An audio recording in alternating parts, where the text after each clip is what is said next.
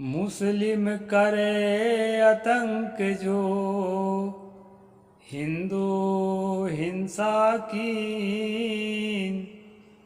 अपने अपने मतों को धर्म नाम धर दी। नमस्कार साथियों, मैं अविनाश दास रेशनल कबीर यूट्यूब चैनल में आप सबका हार्दिक स्वागत करता हूं। साथियों, चैनल को सब्सक्राइब करें, लाइक करें, बेल आइकन को प्रेस करें, ऑल नोटिफिकेशन ऑन रखें, शेयर ज़रूर करें दोस्तों, और कमेंट लिखना ना भूलें। मैंने एक साखी आप लोगों से शेयर किया कि जो आतंकवाद फैलाता है वो मुसलमान धर्म का अनुयायी कहलाता है, और जो हिंसा करता है वही हिंदू धर्म का अनुयायी कहलाता है। और अपने अपने विचारधारा को लोगों ने धर्म नाम दे दिया। साथियों, धर्म शब्द के प्रति समाज में बहुत ज़्यादा श्रद्धा और आदर सदियों से रहा है। धर्म का मतलब मानवीय संवेदना के अनुरूप काम करना। धर्म का मतलब वे सभी काम जो पशुओं से भी नहीं हो पाते हैं, जो सेवा का काम, परोपकार का काम, दया करुणा का काम, ये माना जाता रहा। और इसी कारण से दोस्तों, धर्म के प्रति श्रद्धा और आस्था जनता में सदियों से रही है। लेकिन धर्म क्या है जो सबके लिए फायदेमंद हो और सबको पालन करने के लिए जरूरी हो? वह धर्म क्या है? इस बात की समझ जनता को न पहले थी और न अभी है। भविष्य में हो सकता है इक्के दुक्के जागृत लोग अगर ग्रो करते हैं तो बहुत लोग समझने लगेंगे कि वास्तव में जिस धर्म के प्रति आस्था, सम्मान और श्रद्धा जनता में सदियों से रही है वो धर्म कौन सा है। साथियों, जिन लोगों ने अपने आप को धर्म कहा, जिनके कारण धर्म शब्द से लोगों के आस्था कटती गई, श्रद्धा खत्म होती गई, दरअसल वो अपनी मान्यताओं को, अपने रीति रस्मों को, अपने पाखंडों को, अपने आडंबर को, अपने अंधविश्वास को, अपने कर्मकांड को ही धर्म का नाम दिया। इसलिए साथियों, जनता समझ नहीं पाई कि धर्म यही है कि इससे हटकर कुछ और भी है। महाभारत के रचनाकार ने एक जगह कहा है, तर्को प्रतिष्ठा श्रुतियो विभिन्ना नैको ऋषिर्यस्य मतम प्रमाणम धर्मस्य तत्त्वं निहितम गुहायाम महाजनो येन गतः सपंथा। साथियों, हमें बुद्ध वाणी पढ़ना चाहिए, हमें कबीर वाणी पढ़ना चाहिए, हमें बाबा साहेब की वाणी पढ़ना चाहिए, हमें मनुवादियों की वाणी नहीं पढ़ना चाहिए। ऐसी धारणा भी हमें नहीं बनाना चाहिए, क्योंकि वाणी तो वाणी है और मनुष्य तो मनुष्य है। बदमाश से बदमाश मनुष्य का दिल भी कभी पिघलता है और वो अच्छी बात बोलता है। चोर, डाकू, हत्यारा और क्या क्या दुष्कर्म करने वाले लोग समय से होश में आते हैं और अच्छी अच्छी बात कहते हैं। अगर किताबों में इस तरह की कोई बात मिल जाए तो उसको एक बीमार आदमी जिस प्रकार औषधि का आदर करता है, उसी प्रकार आदर करके हमें ले लेना चाहिए। इस श्लोक में कहा है दोस्तों, तर्को प्रतिष्ठा तर्क प्रतिष्ठित नहीं हो पाती है। क्यों नहीं हो पाती है? इसलिए नहीं हो पाती कि यदि कोई ज़्यादा तार्किक आदमी है, ज़्यादा वाचाल आदमी है, वाक्पटु आदमी है, अपनी बातों को जोर शोर से रख करके और आपके मस्तिष्क को चौंधिया देता है, आपको बात करने के लिए न समय मिलता, न जगह मिलता, न आपकी स्मृति ही काम करती, ऐसा आदमी झूठ को भी सच सिद्ध करके दिखा देता है और आप देखते रह जाते हैं, आप निरुत्तर रह जाते हैं। बाद में एकांत में जाकर जब आप चिंतन करते हैं तो लगता है अरे ये वाला प्रश्न का जवाब तो था मेरे पास, और ऐसा जवाब देता कि वो जो है उसकी बोलती बंद कर देता, लेकिन मेरे ही बोलती बंद रही।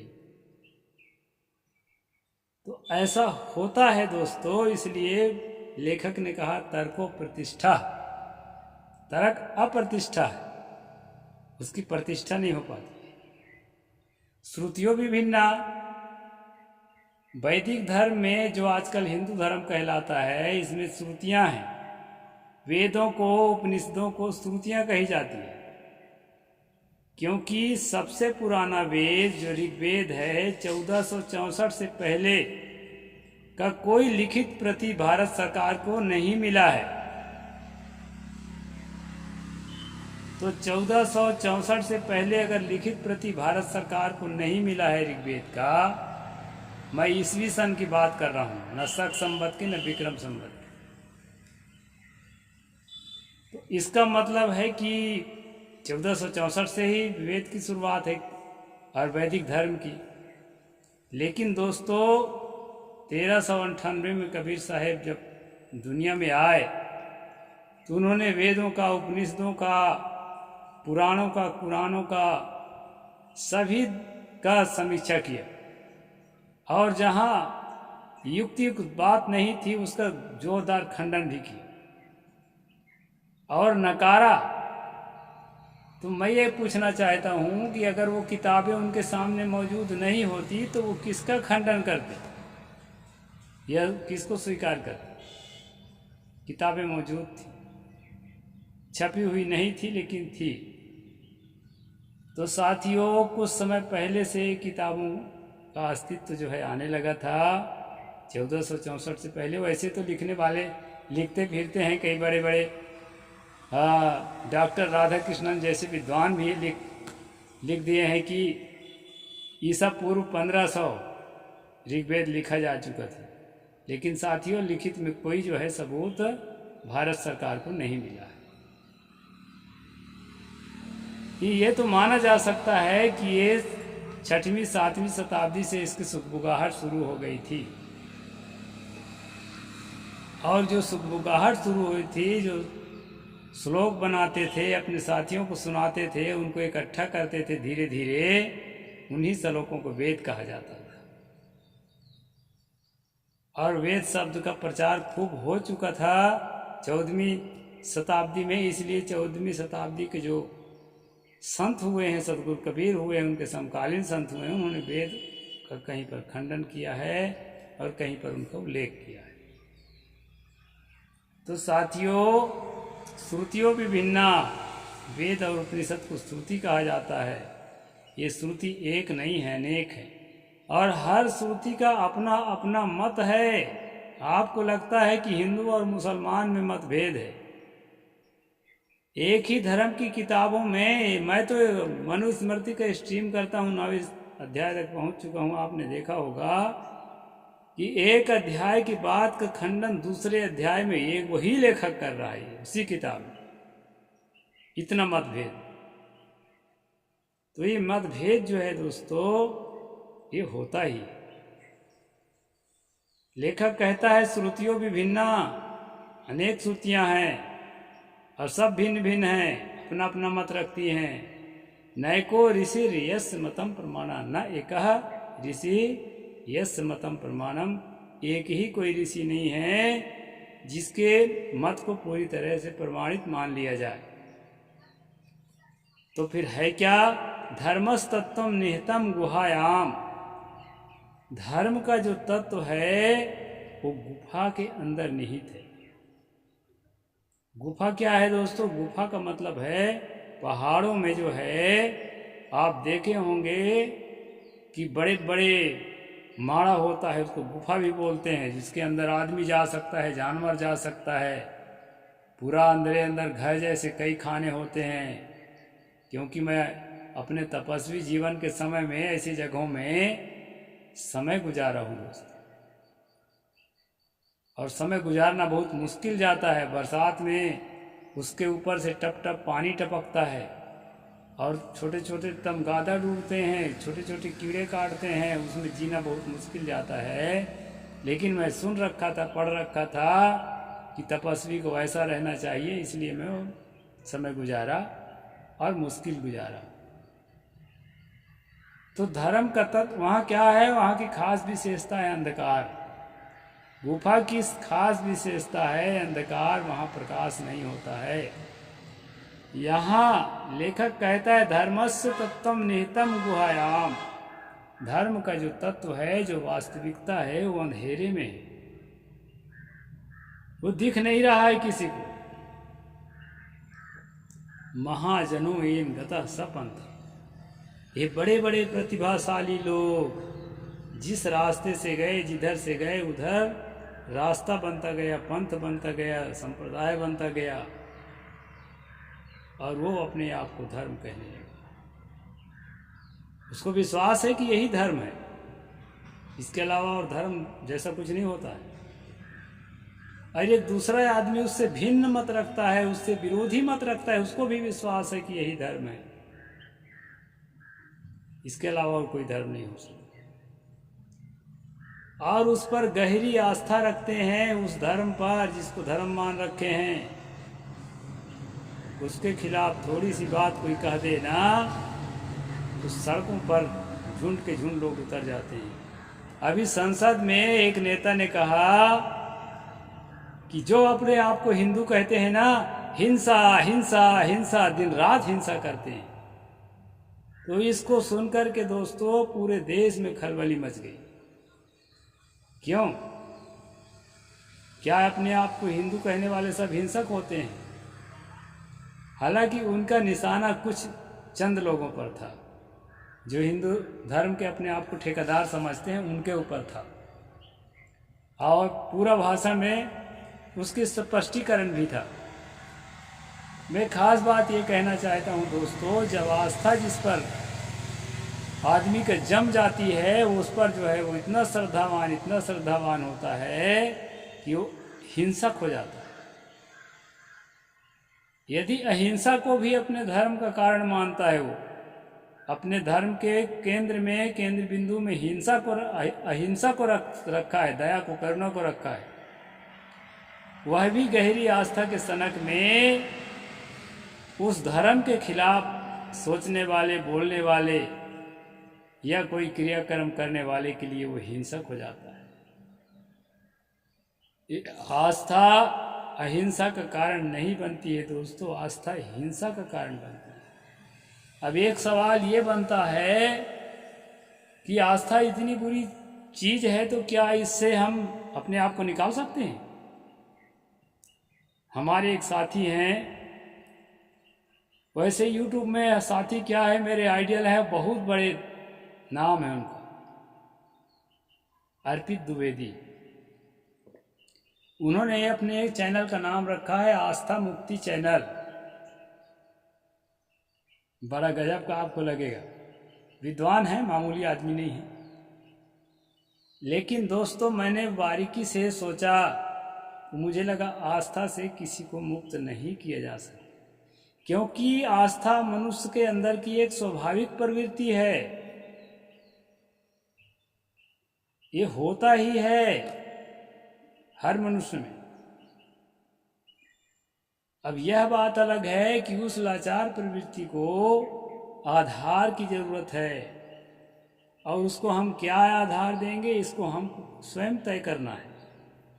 और स्वयं जहाँ तय करना है वहीं से हम गलती करते हैं। धर्म सततम निहितम गुहायाम, धर्म का जो वास्तविकता है वो अंधेरे में है, इसलिए हम धर्म के नाम से कुछ और पकड़ रखे। मैं जब ये कहता हूँ खरे खरे शब्दों में कि हिंदू धर्म, मुसलमान धर्म, ईसाई धर्म ये सब के सब फेक और फर्जी हैं, तो कई लोग डंडा धर के खड़े हो जाते हैं दोस्तों। जबकि ये वास्तविकता है, ये केवल लड़ाकू गिरोह के अलावा कुछ भी नहीं है। ये धर्म वरम नहीं है दोस्तों। वास्तविक जो जिसको हम धर्म कहते हैं, जिस पर सदियों से जनता की आस्था टिकी हुई है, जिसके नाम पर, वो है मानवीय संवेदनाओं की समझ। और मानवीय संवेदनाओं को समझ करके जिसको सहायता की जरूरत है उसको सहायता करें। अन्य प्राणियों के प्रति दया और करुणा का भाव रखें कि देखो, जैसे दुख से मुझे पीड़ा होती है वैसे दुख से इनको भी पीड़ा होती है। पीड़ा होने की पहचान क्या है? उनको छेड़ेंगे तो उससे वो बचना चाहती है। इससे समझ हो जाती है कि इसको पीड़ा है इस चीज से।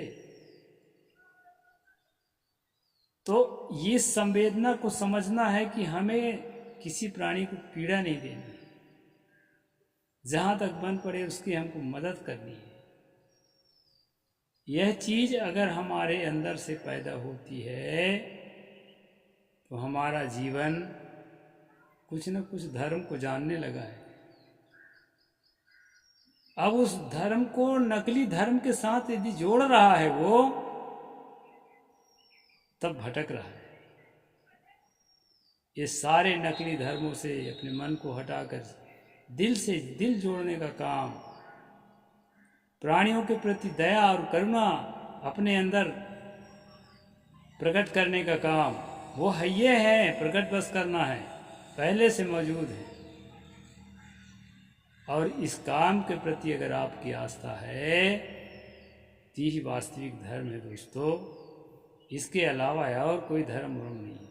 धर्म का एक महत्वपूर्ण तत्व और है, वो है सत्यनिष्ठा। छानबीन, तर्क, युक्ति, प्रमाण, ये सारे अंगों को लेकर के सत्य तक पहुंचने के लिए जो प्रबल इच्छा और प्रबल प्रयास होता है, ये धर्म का अंग है। और इन बातों को यदि आप अपने जीवन में जी रहे हैं तो आप धर्म में जी रहे हैं। आपको किसी अल्लाह की ज़रूरत नहीं है, आपको किसी राम की ज़रूरत नहीं है, आपको किसी सब यहोवा की ज़रूरत नहीं है दोस्तों। किसी की ज़रूरत नहीं है। और अगर ज़रूरत महसूस किए ना तो समझ लीजिए कि दलदल में फंस गए। दुनिया भर के रीति रस्म, दुनिया भर के कर्म कांड, दुनिया भर के षड्यंत्र और मानसिक शोषण, शारीरिक शोषण के दुनिया भर के जो भ्रमजाल रचे गए हैं वो भ्रमजाल में फंस जाएंगे। इसलिए साथियों, वास्तविकता को समझने का प्रयास करिए। नास्तिक नास्तिक नास्तिक कह करके मेरे से दूरी मत बनाइए, यह मेरे जैसे लोगों से दूरी मत बनाइए। नास्तिक एक गाली है, नास्तिक एक नफरत है कि जो वेद को न माने उसको नास्तिक कह दो, जो ईश्वर को न माने उसको नास्तिक कह दो। नास्तिक वास्तिक कुछ नहीं होता है। वास्तविकता है मानवीय संवेदना को समझना और सत्य तक पहुंचने के लिए, सत्य तक पहुंचने की प्रक्रिया भी मानवीय संवेदना है। अगर ऐसा कर पाते हैं दोस्तों तो सचमुच आप मेरे साथी हैं। नहीं तो वीडियो ज़रूर सुनते हैं लेकिन मेरे से आपने कुछ भी नहीं लिया, आपका समय लेकर, बल्कि मैं आपका समय खराब कर दिया। मेरा उद्देश्य है दोस्तों, हम तर्कशील बने, वैज्ञानिक सोच वाले बने और धर्म की वास्तविकता को समझकर अपने जीवन में उसको ले सकें। इन सब उद्देश्य से मैंने rational Kabir YouTube channel create किया है। अब सुनने वालों की संख्या कम हो जाती है, इसके लिए मैं कुछ नहीं कर सकता। मेरा प्रयास सतत है, जारी है और मैं समाज में जैसा समझ पाया हूँ जिन बातों को अच्छा मान सका हूँ, समझ सका हूँ, उन बातों को प्रचार करने के लिए ये प्रयास जारी रखूँगा दोस्तों। अब 20 मिनट से अधिक समय हो गए हैं। अब अपनी बात को यहीं पर मैं पूरा करता हूँ। साहिब बंदगी, जय जोहार, जय भीम, जय भारत।